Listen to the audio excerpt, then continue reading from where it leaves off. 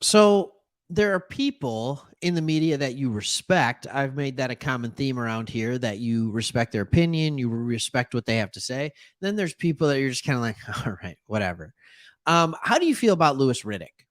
He's on ESPN. He's on Get Up a lot. He does a lot of other things for ESPN. He's a big part of their draft coverage. Former GM. I think he does a really, really good job in the capacity that he has. I respect him. If you don't, fine. I'm talking about what he said about the Lions. He was on ESPN's Get Up, and he went on a second rant about the Lions' potential. This is the second time he's done this in a month. And the Pride of Detroit guys just did a transcript of everything he said. So here's what we're going to do for this video. I'm going to read to you what was said while you can read it for yourself. And then we're going to talk about it a little bit. Let's riff. Let's talk about it. He said the guy who I'd still take is Jared Goff. They're talking about quarterbacks because of the kind of synergy he has formed with offensive coordinator Ben Johnson. And when you look at Jared's season last year, you can subjectively say, look, I don't like the guy. Sean McVay got rid of him. He's not a big game performer, whatever. If you look at him objectively, this guy, as far as all the QB metrics, when you slice it apart, he was nailing it in every single critical category. He was in the top 10 in total QBR. He was second in the NFL in fourth quarter QBR. What's up? He's top 10, top 11 in red zone QBR, third down QBR, QBR in the pocket, QBR outside the pocket. They've got it going on with Jared Goff right now. What's up? And like, this gets me fired up because when you look at Jared Goff, he's during the second half of the year, especially this year, people were super high on him. And now the season's been over for a while, right? Like 5 months, basically. And everybody's starting to cool on Jared Goff. It's almost like we're starting to think he's the Jared Goff that was in LA. Then we have OTAs and we're hearing like, oh, it's not looking great for Jared Goff. And OTAs, oh, what are we going to do? Okay, calm down.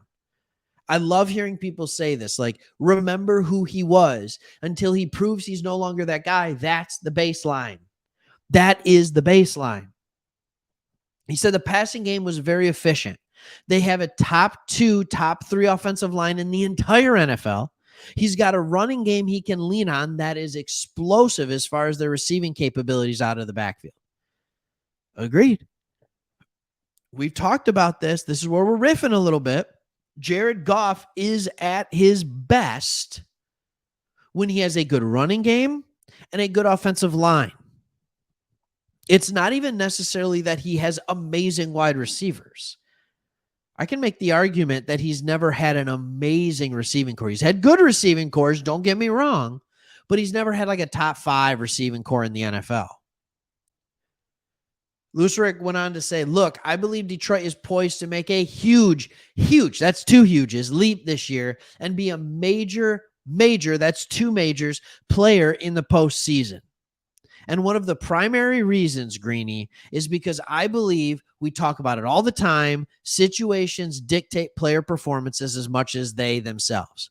Jared Goff has found the situation for him now.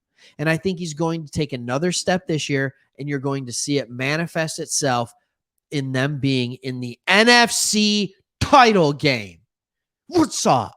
Like, here's the deal, and I'm just going to be completely honest with you guys. I didn't even read this riff before I did this. So you actually got to see raw emotion for me right there. It is June. It is late June. I am this pumped up about the Lions. Are you? Look at that lion back there. He's ready. He's ready to go. That's the king of the jungle, baby. This is different than my usual video. But this is much different than my usual video. My fandom's coming out big time in this one because you just get pumped up about it. You get pumped up. And sure, as I'm reading this, I'm looking at the picture of Jameson Williams and I'm bummed about the fact that he's going to be out for 6 weeks. But then I realized, like, that's okay. He was out most of last year when Jared Goff was dominating. I think Sam Laporta is going to come in and be great. I think Jahmyr Gibbs is going to be fantastic. And I think if the Lions can stay above water, 3-3, 4-2 in those first 6 games, then all of a sudden you get Williams back. You have Gibbs firing on all cylinders. Like, oh my goodness, this team could get scary. They could absolutely get scary. And I understand why Riddick likes them.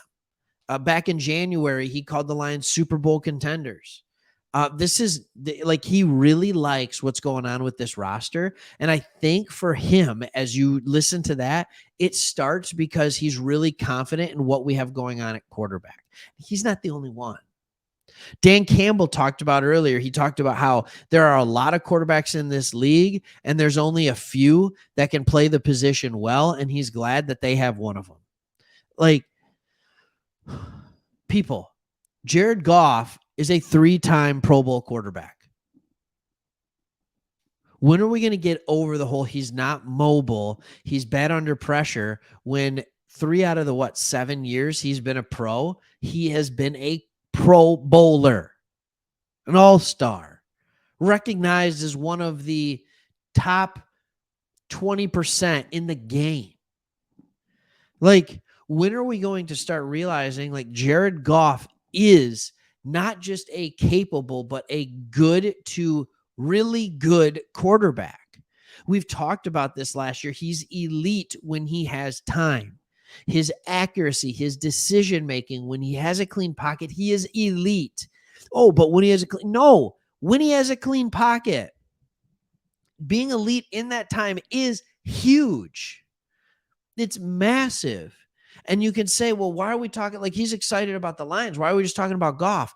The quarterback is the engine that drives the car, the bus, the train, the ship, whatever you want to call it. You need a quarterback that can drive the ship. You don't believe me, right? Like maybe you do, maybe you don't.